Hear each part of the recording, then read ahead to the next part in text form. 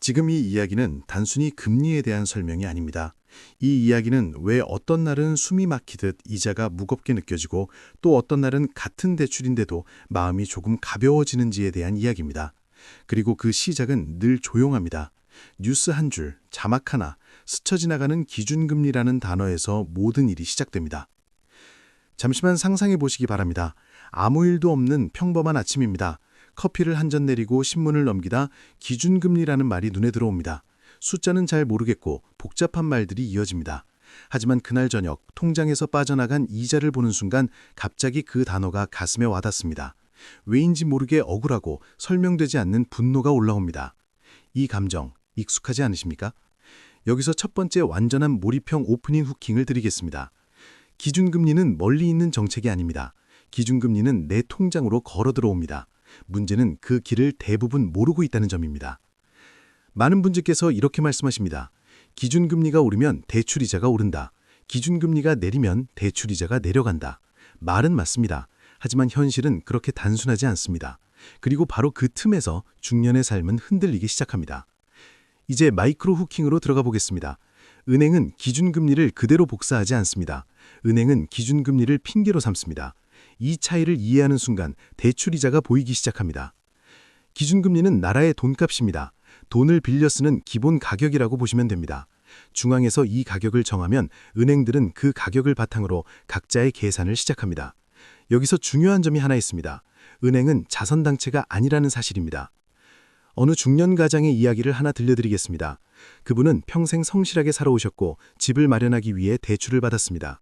처음에는 이자가 감당할 만했습니다. 그런데 어느 시점부터 갑자기 매달 빠져나가는 금액이 달라지기 시작합니다. 뉴스에서는 기준금리가 올랐다고 말합니다. 그는 고개를 끄덕이면서도 속으로는 이해가 되지 않습니다. 이렇게까지 바로 체감이 될 줄은 몰랐기 때문입니다. 여기서 갈등이 시작됩니다. 왜 기준금리가 조금 움직였을 뿐인데 내 이자는 이렇게 크게 달라지는 걸까요? 바로 이 지점에서 은행의 구조가 등장합니다. 은행은 기준금리에 자신들의 위험비용과 이익을 더합니다. 이 말은 쉽게 풀면 이렇습니다. 이 사람이 얼마나 오래 빌릴지, 이 사람이 얼마나 안정적인지, 이 사람이 흔들릴 가능성은 없는지, 이 모든 것을 기준금리 위에 얹습니다. 그래서 같은 기준금리 아래에서도 사람마다 대출이자는 다릅니다. 여기서 중년 세대가 가장 억울함을 느끼는 순간이 옵니다. 나는 성실하게 살았는데, 나는 약속을 지켜왔는데 왜 내 이자는 줄지 않는가 하는 생각입니다. 하지만 은행은 감정을 보지 않습니다. 은행은 구조를 봅니다. 그리고 그 구조는 기준금리 변화에 아주 민감하게 반응합니다. 여기서 또 하나의 마이크로 후킹을 던지겠습니다. 기준금리는 방향이고 대출이자는 속도입니다. 방향이 바뀌면 속도는 생각보다 훨씬 빠르게 반응합니다. 이제 즉각적인 반응의 장면으로 들어가 보겠습니다. 기준금리가 오른다는 소식이 들리면 은행은 바로 움직이지 않는 것처럼 보입니다. 하지만 내부에서는 이미 계산이 시작됩니다. 새로 들어오는 대출 조건이 바뀌고 기존 대출의 기준이 재조정됩니다. 이 과정은 조용하지만 결과는 명확합니다. 결국 누군가는 더 많은 이자를 내게 됩니다. 여기서 중요한 사건이 발생합니다. 어떤 분은 기준금리가 내려갔다는 뉴스를 보고 기대를 합니다. 이제 좀 숨통이 트이겠구나 하고 말입니다. 하지만 몇 달이 지나도 이자는 그대로입니다. 이때 많은 분들이 좌절합니다. 뉴스는 거짓말이었나 하는 생각까지 듭니다. 하지만 진실은 따로 있습니다. 기준금리는 내려왔지만 은행이 느끼는 불안은 내려오지 않았던 것입니다. 경제 상황, 시장의 분위기, 미래의 위험, 이 모든 것이 기준금리 위에 계속 얹혀 있었던 것입니다. 이 장면에서 클라이맥스로 이어집니다. 기준금리는 내려갔는데 대출이자가 내려가지 않는 현실, 이 모순을 이해하지 못하면 분노만 남습니다. 이해하는 순간 전략이 생깁니다. 중년 이후에 가장 중요한 것은 예측이 아니라 대응입니다. 기준금리를 맞추려 하지 마시기 바랍니다. 대출이자가 어떻게 반응하는 구조인지를 보셔야 합니다. 그 구조를 이해하면 언제 움직이고 언제 기다려야 하는지가 보이기 시작합니다. 마지막으로 꼭 전하고 싶은 핵심이 있습니다. 기준금리는 뉴스에 나오지만 대출이자는 삶에 남습니다. 그래서 기준금리를 공부하는 이유는 지식을 뽐내기 위해서가 아니라 내 삶의 무게를 조금이라도 덜기 위함입니다. 이제 결론으로 가겠습니다. 기준금리와 대출이자의 연결고리를 이해하셨다면 앞으로 뉴스가 다르게 들리실 것입니다. 숫자가 아니라 흐름이 보이기 시작할 것입니다. 그리고 그 흐름을 읽는 순간 불안은 줄어들고 선택은 단단해집니다. 오늘 이야기 역시 끝까지 함께해 주셔서 진심으로 감사드립니다. 이 채널은 앞으로도 중년 이후의 삶에서 가장 무거운 주제들을 겁주지 않고 몰아붙이지 않고 현실의 언어로 풀어드릴 것입니다. 이제부터의 이야기는 앞선 설명의 연장이면서도 더 깊은 현실로 들어가는 두 번째 장입니다.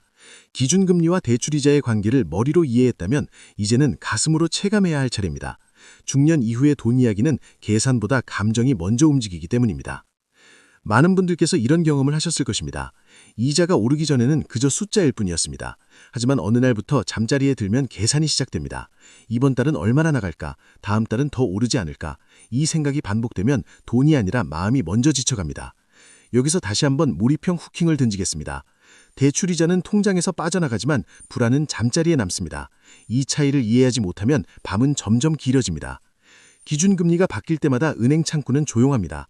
하지만 전화 상담은 늘어나고 창구 앞에서는 한숨이 깊어집니다. 왜냐하면 중년의 대출은 단순한 투자나 선택이 아니라 삶의 책임이기 때문입니다. 이제 한 가지 사례를 더 들어보겠습니다. 어느 부부는 오랜 시간 준비 끝에 집을 마련하셨습니다. 대출을 끼고 시작했지만 계획은 분명했습니다. 아이들 교육이 끝나고 은퇴 전까지 차근차근 줄여나가자는 생각이었습니다. 그런데 기준금리가 움직이자 모든 계획이 흔들립니다. 매달 갚는 금액은 같아 보이지만 실제로는 원금이 거의 줄지 않는 느낌을 받습니다. 이 지점에서 중요한 갈등이 생깁니다. 열심히 갚고 있는데 왜 제자리인 것 같은가? 이 질문은 곧 분노로 바뀝니다. 여기서 핵심은 기준금리의 영향이 단기보다 장기에 더 무섭다는 사실입니다. 기준금리가 잠깐 오르는 것은 견딜 수 있습니다. 하지만 높은 수준이 오래 유지되면 그 시간 자체가 부담이 됩니다. 은행은 이 시간을 기준으로 이익을 계산합니다. 다시 마이크로 후킹을 드리겠습니다. 기준금리는 높고 낮음보다 얼마나 오래 머무느냐가 더 중요합니다. 이 한 문장을 기억하셔야 합니다. 중년 이후 대출을 가진 분들이 가장 많이 하는 실수가 있습니다. 기준금리가 조금 내렸다는 소식에 안도하는 것입니다. 하지만 은행은 바로 움직이지 않습니다. 왜냐하면 은행은 항상 최악의 상황을 먼저 생각하기 때문입니다. 은행은 이렇게 생각합니다. 지금은 내려갔지만 다시 오를 수 있다. 시장이 불안하다. 사람들은 쉽게 흔들린다.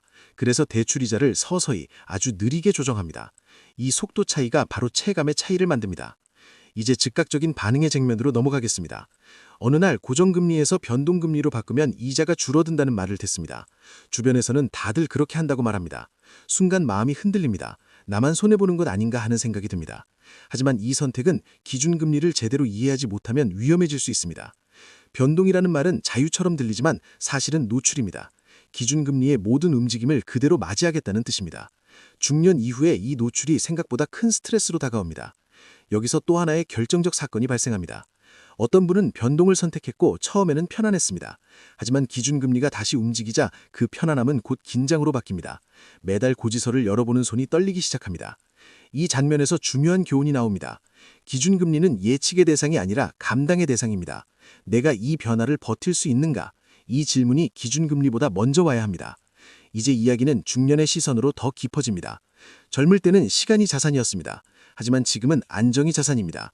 기준금리와 대출이자를 바라보는 관점도 여기서 달라져야 합니다. 은행은 숫자로 말하지만 중년은 생활로 답해야 합니다. 그래서 대출이자의 크기보다 중요한 것은 그 이자가 내 일상을 얼마나 흔드는가입니다. 이제 클라이맥스로 이어지는 중요한 전환점입니다. 기준금리가 오를 때 가장 위험한 사람은 준비가 없는 사람이 아니라 이해가 없는 사람입니다. 이해가 없으면 공포에 휘둘립니다. 하지만 오늘 이 이야기를 끝까지 들으신 분들은 다릅니다. 이제 뉴스가 나와도 바로 반응하지 않게 됩니다. 왜 오르는지, 왜 바로 반영되지 않는지, 왜 내 대출은 그대로인지 이 질문들이 차분히 이어집니다. 마지막 결론으로 가겠습니다.